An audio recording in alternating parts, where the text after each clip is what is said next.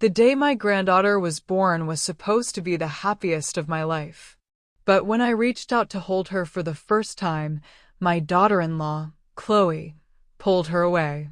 She told me the baby was too fragile, that she needed to bond with immediate family first, as if I were a stranger. That was just the beginning. For months, I was shut out. There was always an excuse. The baby was sleeping, or she was tired, or they were busy. When I did visit, I was only allowed to watch my own granddaughter from across the room. I could look, but I couldn't touch. I couldn't hold her. The final blow came at Christmas.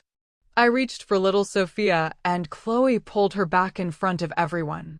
"Your hands look shaky," she said, her voice cold.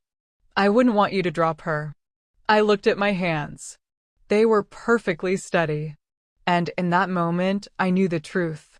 This wasn't about my capabilities. It was a deliberate, cruel strategy to keep me away. My heart shattered. But that night, as I sat alone, a cold determination settled over me. They thought I was just a harmless, lonely grandmother. They had no idea who they were really dealing with. You see, I had a secret. A lifetime of work they knew nothing about. And I had a will that left everything to my son and his family. I realized I had been going about this all wrong. I needed a new strategy. So I called my lawyer. I created a substantial trust fund for my granddaughter, enough to set her up for life. But I attached one single, non-negotiable condition. When I invited my son and Chloe over to hear the terms of the new will, Chloe's eyes lit up at the mention of money. She smiled at me for the first time in a year.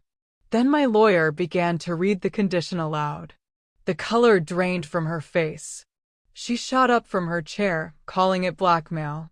But the damage was done. She had heard the terms. And she knew I was deadly serious. The very next week, my phone rang. It was Chloe. Her voice was sweet, inviting me over to finally hold my granddaughter. But I knew it wasn't love or family feeling that motivated her call. It was something else entirely. To find out what the shocking condition in my will was, and how I used it to finally hold my grandchild, listen to the full story. You won't believe how a grandmother's love fought back.